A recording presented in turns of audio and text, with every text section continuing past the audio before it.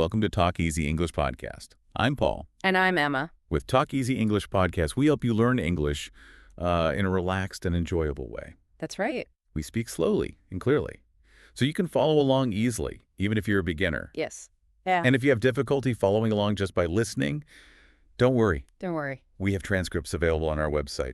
Today we're diving into Lewis Carroll's Alice's Adventures in Wonderland, a book that's been sparking imaginations for over a century. Yeah, you've shared this book with us. Right. So we're tailoring this deep dive just for you. We are. We'll explore the whimsical world Carroll created, but also unpack some of the deeper meanings hidden within the story. One of the first things that strikes me about this book is its unique structure. Okay. It's actually framed as a story being told to real children, with the narrator directly addressing Alice at the beginning and end. It's like we're eavesdropping on a cozy storytelling session. And speaking of cozy, Yeah. let's talk about Alice's iconic fall down the rabbit hole. It all starts so innocently. Alice is bored, daydreaming beside her sister, and then whoosh, a white rabbit in a waistcoat clutching a pocket watch races by. Wow. It's no wonder she follows him. But what's interesting is how Alice reacts during that fall. She's thinking about things like how many miles it is to the center of the earth or whether she'll fall off the earth entirely. It's that blend of childlike curiosity and surprisingly logical thinking that makes her such a compelling character. Yeah. She's experiencing something completely absurd, but she's trying to apply real-world logic to it. It's almost like Carroll is hinting at how kids use logic to make sense of a world that often feels illogical to them. Exactly.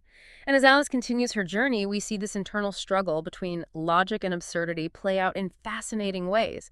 Take, for example, the way she keeps changing size. It's not just a random plot device, is it? Not at all. I think it reflects Alice's anxieties about growing up. Oh. She's literally growing and shrinking, struggling to control her own body, just as she's trying to navigate the complexities of becoming an adult. So those moments where she tries to remember her multiplication tables or geography facts Yes. and gets them all mixed up Right. aren't just funny. They're symbolic of that uncertainty she's feeling. Precisely. It's like she's worried that growing up means losing the knowledge she had as a child, or maybe that the knowledge itself becomes distorted as she gets older. And remember how afraid she is of turning into someone she doesn't like? Yes. Like that forgetful girl Mabel? Right. It's almost as if she's afraid of losing her own identity in the process of growing up. And then there are the strange creatures Alice encounters, which just add to the feeling of absurdity. Right. Think about that chaotic gathering after she falls into the pool of tears. Oh, yeah. A duck, a dodo, a lorry, an eaglet, all trying to dry off. And then there's the mouse trying to teach them history with a dry lecture. It's such classic Wonderland humor, playing with words and expectations. It's as if Carroll is saying that the adult world with its rules and traditions can often seem just as nonsensical as Wonderland. Speaking of nonsensical, we have to talk about the Queen of Hearts. Yes. She's like the embodiment of arbitrary power, constantly threatening to behead people. Her catchphrase, "off with her head," underscores the dangerous and unpredictable nature of authority in Wonderland. Right. It's almost a satire of the strict rules and punishments that were common in Victorian society. But what I find interesting is that Alice starts to stand up to the Queen. She even tells her, "They're only a pack of cards. I needn't be afraid of them." That's a crucial moment in Alice's journey. It is. She's beginning to see through the facade of authority and realize that she doesn't have to blindly follow the rules. She's developing a sense of agency and realizing that she has the power to question those in power. Absolutely. And it's through her encounters with the inhabitants of Wonderland, these strange and wonderful creatures, that her journey really unfolds. Oh, they're a memorable bunch. They are. The giant puppy who's all playful but could accidentally trample you with a single paw. The philosophical caterpillar puffing away on his hookah and questioning everything Alice says. And the Cheshire Cat, appearing and disappearing at will, leaving behind only his enigmatic grin. Right. These encounters are strange and sometimes unsettling, but they force Alice to confront her assumptions and think differently. And let's not forget the pig baby that she tries to care for. Yes. It's like a metaphor for the unexpected responsibilities that can come with growing up responsibilities that can feel overwhelming and even a little repulsive at times. It's fascinating how Carroll uses these animal encounters to explore different aspects of Alice's development. And he does it all with this playful, almost subversive use of language. It's like he's taking all the rules of logic and language and turning them upside down. Exactly. Think about the Mad Tea Party with the Hatter. The March Hare and the Sleepy Dormouse. Okay.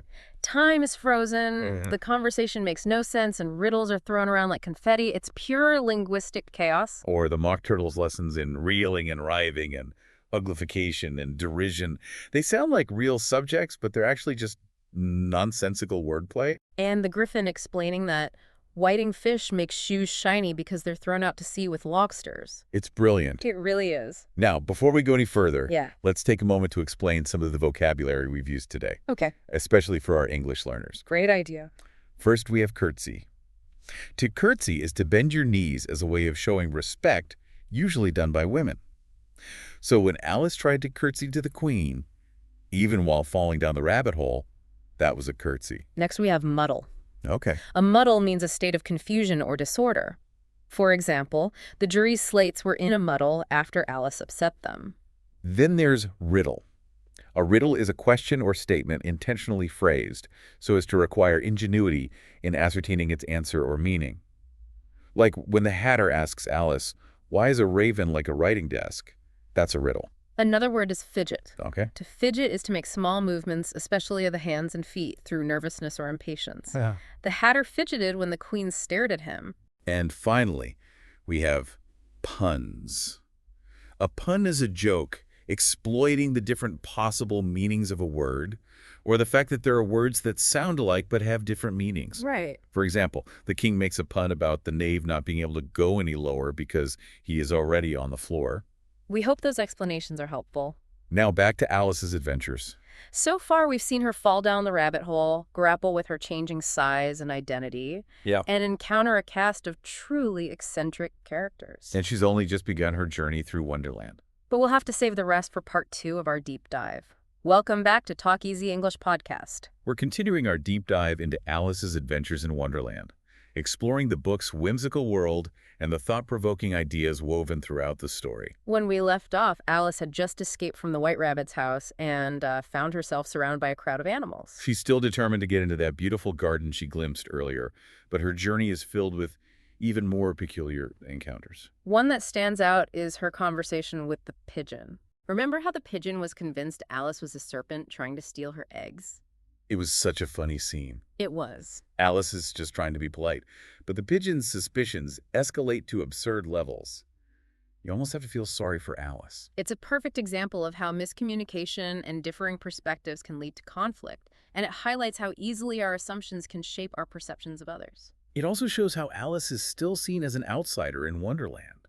She's constantly being judged and misunderstood by the creatures she encounters. But Alice, resourceful as always, uses the pieces of mushroom she's been carrying to adjust her size. Oh.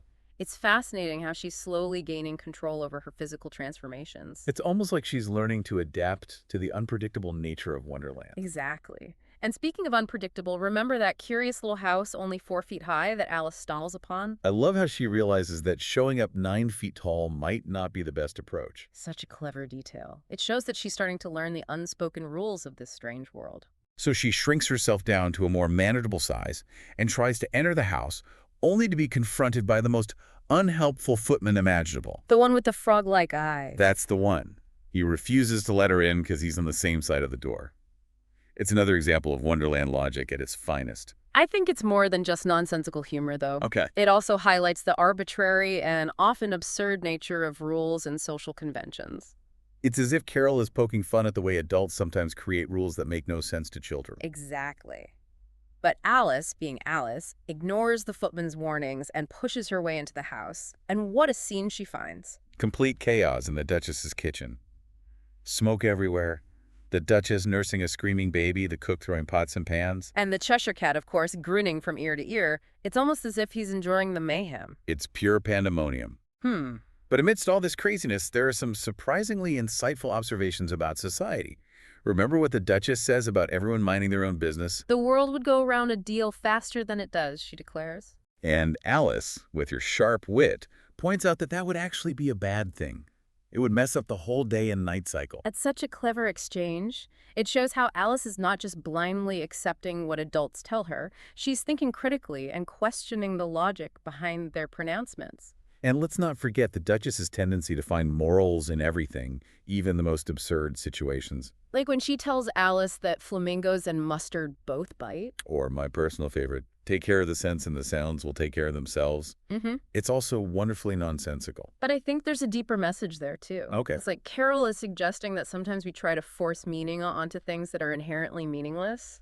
And then to top it all off, the baby turns into a pig. Just another day in Wonderland. Exactly. And it's right after that that she encounters the Cheshire Cat. Again, the one who gives her directions to the Mad Hatter and the March Hare. Both of whom he assures her are mad, just like everyone else in Wonderland. Which, let's be honest, is probably true. But before we get to that tea party, let's take a moment to explain some more words for our English learners. Sounds like a plan. One word we heard was livery. Livery is a special uniform worn by servants, like the footman Alice encounters. Another interesting word is cauldron. A cauldron is a large metal pot typically used for cooking over an open fire, like the one the cook was using in the Duchess's kitchen. We also heard the word saucepan. A saucepan is a deep cooking pan, typically with a handle and a lid used for cooking on a stovetop. Then there's grin. To grin is to smile broadly, especially in a way that shows your teeth. The Cheshire Cat is famous for his wide grin. And lastly, we have the word venture. To venture means to dare to do something or go somewhere that may be risky or unpleasant. So when Alice ventured into the Duchess's kitchen, she was taking a chance. Those are some great vocabulary words. And now where were we? Alice is on her way to the Mad Tea Party, which is bound to be a truly unforgettable experience. But we'll have to save that for part 3 of our deep dive. Welcome back to Talk Easy English Podcast. We're nearing the end of our deep dive into Alice's adventures in Wonderland, and I have to say this journey just keeps getting curiouser and curiouser. You're telling me last we left Alice, she was on her way to the Mad Tea Party. And trust me, it lives up to its name. What strikes me about this scene is how Carol plays with the concept of time. Okay. It's always 6 o'clock at the Mad Tea Party, meaning it's perpetually tea time. Which sounds lovely in theory, but imagine being stuck in a never-ending cycle of tea and riddles. With a hatter obsessed with nonsensical questions and a March Hare who's practically vibrating with energy. And let's not forget the dormouse always nodding off mid-sentence. It's a recipe for utter chaos. And that chaos, I believe, is intentional. It's almost as if Carol is using this absurd setting to poke fun at the rigid social conventions of Victorian society. You mean like how everyone is expected to behave properly and follow all these unspoken rules? Exactly. The Mad Tea Party, with its nonsensical conversations and pointless rituals, could be seen as a parody of the upper-class gatherings that were so common in Carol's time. It's like he's saying, look how ridiculous these social customs are when you strip away the pretense. And Alice, with her straightforward logic and childlike curiosity, becomes the perfect foil to this world of absurdity. She tries so hard to make sense of the riddles and wordplay, but ultimately she's left feeling frustrated and confused. Like when the Hatter asks her that famous question, why is a raven like a writing desk? And then admits he has no idea what the answer is. It's a brilliant commentary on the meaninglessness of language when it's divorced from logic and context. It's almost as if Carol is challenging us to think about the true purpose of language and communication. But even in this chaotic setting, there are moments of genuine warmth and connection. Oh, really? Remember the story the Dormouse tells about the 3 little sisters who live at the bottom of a treacle well? It's a nonsensical tale, of course, but there's something so endearing about the Dormouse's earnestness and Alice's willingness to listen. It suggests that even in the midst of madness, there's still room for empathy and imagination. And that, I think, is one of the key takeaways from Alice's adventures in Wonderland. It's a story that embraces both the absurdity and the beauty of life, the confusion and the wonder. Speaking of wonder, Alice eventually escapes the Mad Tea Party and finds herself in the Queen of Hearts croquet ground, which is just as chaotic and dangerous as you might expect. With flamingos for mallets and hedgehogs for balls, it's a recipe for disaster. And the Queen, of course, is in her element yelling, "Off with their heads!" at the slightest provocation. But here's where we see Alice's growth. She's no longer intimidated by the Queen's bluster. She's starting to realize that the Queen's threats are mostly empty and that no one is actually being beheaded. It's a powerful moment of realization for Alice, and it shows how she's becoming more discerning and less easily swayed by appearances. She's learning to see through the facade of authority and judge situations based on their own merits. But the climax of this growth comes during the trial scene at the end of the book. That whole scene, is pure Wonderland absurdity taken to the extreme. You've got the Knave of Hearts on trial for stealing the Queen's tarts, but the evidence is completely nonsensical, the witnesses are unreliable, and the whole process is a mockery of justice. And then Alice is called to the stand and things really start to unravel. She accidentally knocks over the jury box, argues with the king, and ends up growing to an enormous size. And in that moment of defiance, she finally breaks free from the constraints of Wonderland's logic. She declares, "You're nothing but a pack of cards," and the whole charade collapses. It's such a satisfying ending. Alice wakes up back on the riverbank, leaving us to wonder if it was all a dream. But that's the beauty of Alice's Adventures in Wonderland. It's a story that can be interpreted on multiple levels, and its themes of identity, logic, and the power of imagination continue to resonate with readers of all ages. And for those of you learning English, it's a fantastic opportunity to explore the richness and playfulness of the language. Now, before we wrap up, let's go over a few more words that might be new for you. Great idea. One word we came across was procession. A procession is a group of people or vehicles moving along in an orderly way, especially as part of a ceremony. Like when the queen arrived at the croquet ground with her entourage. Another interesting word is trumpet. A trumpet is a brass musical instrument with a flared bell and a bright, powerful sound. The White Rabbit used a trumpet to announce the start of the trial. We also encountered the word slate. A slate is a flat piece of dark gray rock, formerly used for writing on them. The jury members were using slates to take notes during the trial. And then there's fumble. To fumble means to handle something clumsily or hesitantly. The White Rabbit fumbled with the list of witnesses when he was looking for Alice's name. And lastly, we have verdict. A verdict is a decision on a disputed issue in a civil or criminal case. In Alice's case, the jury never got to deliver their verdict because she disrupted the trial. And that brings us to the end of our deep dive into Alice's Ventures in Wonderland. We hope you've enjoyed this journey through a world of whimsy, wordplay, and growing up. It's a story that continues to enchant and challenge readers generations after it was first published. Don't forget to explore the book for yourselves and discover your own interpretations of its many layers. And if you enjoyed this deep dive, be sure to subscribe to Talk Easy English Podcast and hit that like button. We'll be back next time with another fascinating topic. Until then, happy learning.